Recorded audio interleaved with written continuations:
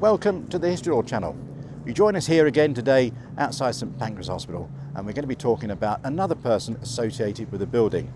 Last time we were here we were talking about Henry Croft, who was the first Pearly King of London, but today we're talking about a very different character who probably helped shorten the war by a considerable amount.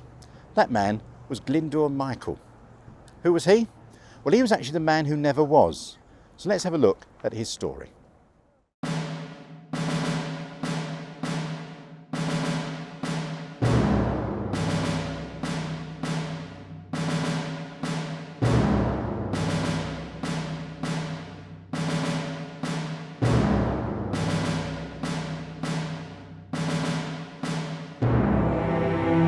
By early 1943, the Allied forces were on top in North Africa and were looking for ways to advance into southern Europe. The most likely route was always going to be through Sicily, but the Allies needed the Axis powers to think differently. Enter Lieutenant Commander Ewan Montagu, a naval reservist who was seconded to the military intelligence, and he had to come up with a plan to make the enemy believe the invasion would be elsewhere.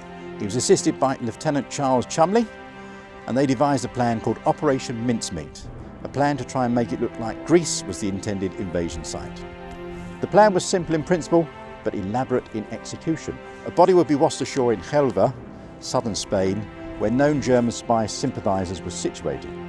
The body would be an officer carrying secret and sensitive documents, hinting very heavily that Greece would be the intended target. They approached the eminent pathologist Sir Bernard Spilsbury to determine what type of body they would need to simulate drowning, and that would fool Spanish pathologists to the post-mortem. Fluid on the lung would be the key factor. On the 28th of January 1943, a call from Bentley Purchas, a coroner and forensic pathologist at St Pancras Hospital, told Montagu of such a body. The body that Purchas had was Glyndwr Michael. He was a 34-year-old and was a homeless man living rough in the King's Cross area of London. He'd been taken to St Pancras Hospital a few days before, suffering from phosphate poisoning. It appears he'd ingested rat poison. Whether deliberately or just by eating a crust of bread with rat poison on it, we'll never know. He was originally from Aberbargoed in Monmouthshire, and his father, Thomas, a coal miner, had committed suicide when the boy was just 15. His mother died when he was 31, and now depressed and homeless, he left for London around 1940. The approval of the plan was received, and Montagu and Cholmondeley set to work creating a new identity for Glyndwr Michael. They came up with Acting Major William Martin of the Royal Marines. This was because there was already a number of Major Martins in the Marines, and also as a Marine, any reporting of the body would be channelled through the Naval Intelligence. They would fill his pockets with litter, as they called it. What was litter? Well, it was personal effects. So they put there a letter from his bank manager complaining of a £79 overdraft. There was used theatre stub tickets. There was a letter and a photograph of his girlfriend. There was also matches, cigarettes. There was a few coins, some banknotes and that sort of thing. All litter that you would associate in an officer's pocket. The photograph of his girlfriend was actually Jean Leslie, who was an MI5 clerk. And they also put in a receipt for an engagement ring for £53, 10 shillings and sixpence. So you see, Acting Major William Martin had a lot to live for. He was also given an attaché case secured to his belt containing secret letters from Sir Archibald Nye, Vice Chief of Imperial Staff, to General Sir Harold Alexander, commander of the 18th Army Group in Algiers. There are also letters introducing Martin as a new aide for Vice Admiral Lord Mountbatten, and a few clumsy joke references to sardines and Sardinia. Major Martin was being assigned to Mountbatten's staff as an expert in amphibious landings.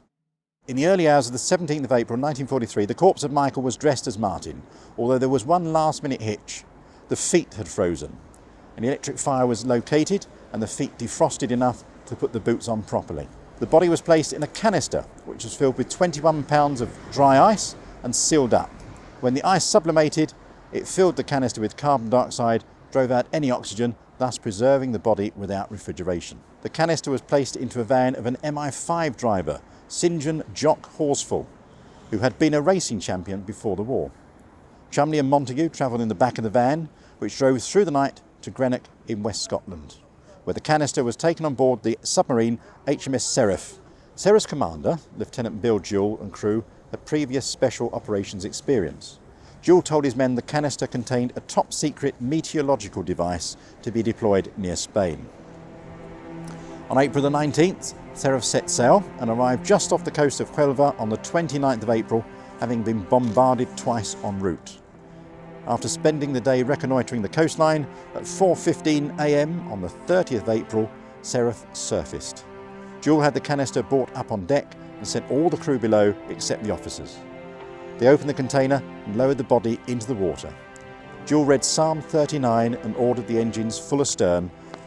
The wash and the screws pushed the corpse towards the shore.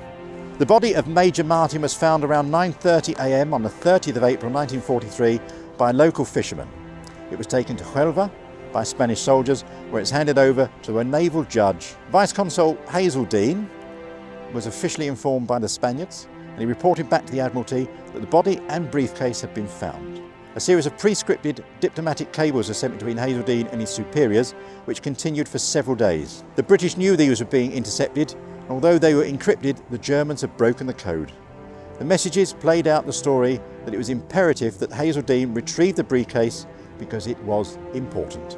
At midday on the 1st of May, an autopsy was undertaken on Michael's body. They signed the death certificate for Major William Martin for asphyxiation through immersion in the sea. The body was released by the Spanish, and as Major Martin was buried in the San Marco section of the Nuestra Señora Cemetery in Huelva with a full military honours on May the 2nd. The briefcase was retained by the Spanish Navy and was eventually sent to Madrid, despite protestations from the German agents in Huelva who wanted the case given to them. Well, the case was returned in May 1943 to London. Had Operation Mincemeat worked? Was it a success? Well, the answer was, yes it was. How did they know? Well, the answer is very simple. Montague had placed a single eyelash in the seal of each letter in the briefcase. When the case was returned, the eyelash had gone. Further forensic tests showed the letters had been stretched and held taut and then soaked again in salt water prior to being sealed, minus the telltale eyelash. Final proof the Germans had been passed the information from the letters came on the 14th of May when a German communication was decrypted by Bletchley Park. A message was sent by Brigadier Leslie Hollis, the Secretary of the Chiefs of Staff of Committee, to Churchill, then in the United States. It read, "Mincemeat swallowed, rod, line and sinker by the right people, and for the best information, they look like acting on it." Montague continued the deception to reinforce the existence of Major Martin and included his details in the published list of British casualties which appeared in the Times on 4th of June. By coincidence, it also published that day with the names of 2 other officers who had died when their plane was lost at sea, and opposite the casualty listings was a report that the film star Leslie Howard had been shot down by the Luftwaffe and died in the Bay of Biscay. Both stories gave credence to the Major Martin story. The German High Command set about moving vast amounts of troops and hardware away from Sicily to bolster defence in Sardinia and the Balkans. The formidable 1st Panzer Division were moved from southern France. 2 Panzer Divisions were moved from Eastern Front. About 10,000 troops were now stationed in Sardinia, and 7 divisions were transferred to Greece. They also moved a large number of torpedo boats from Sicily to Greece. On the 9th of July 1943, Operation Husky was launched by the Allies and the invasion of Sicily began. The fight, led by Generals Patton and Bradley for the United States and General Montgomery for the British, lasted until the 25th of July, certainly quicker than the original plan. Was this thanks to Major Martin? That's something we may never know. In 1944, Lieutenant Commander Ewan Montague was awarded an OBE, and in 1948, Lieutenant Jumley received an MBE. Montague also went on to write his account of the story, concealing the true identity of Glyndor Michael as Major Martin. A film loosely based on Montague's book was made in 1956, The Man Who Never Was.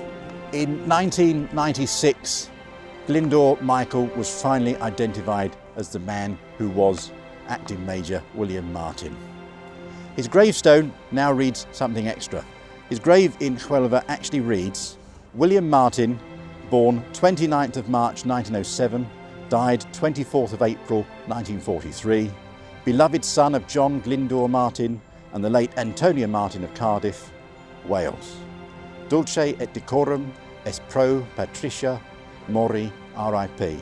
But it also adds, Glyndor Michael served as Major William Martin RM.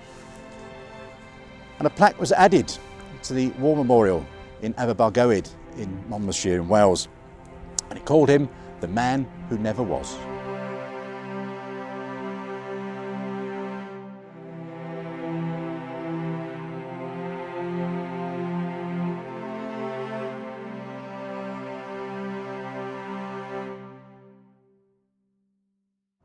Thank you very much for watching today. If you do like these videos, then please do subscribe. And if you want to know when videos are uploaded, there is a notification bell just down below. If you want to see what we do outside of these videos, then please go to historylord.co.uk, see about one of my walking tours of London, or in the description below, there's all about Last Line Films, which is James's YouTube channel and his podcast as well. Thank you very much for watching. We'll see you very soon. Even the traffic's getting noisy now. Take care.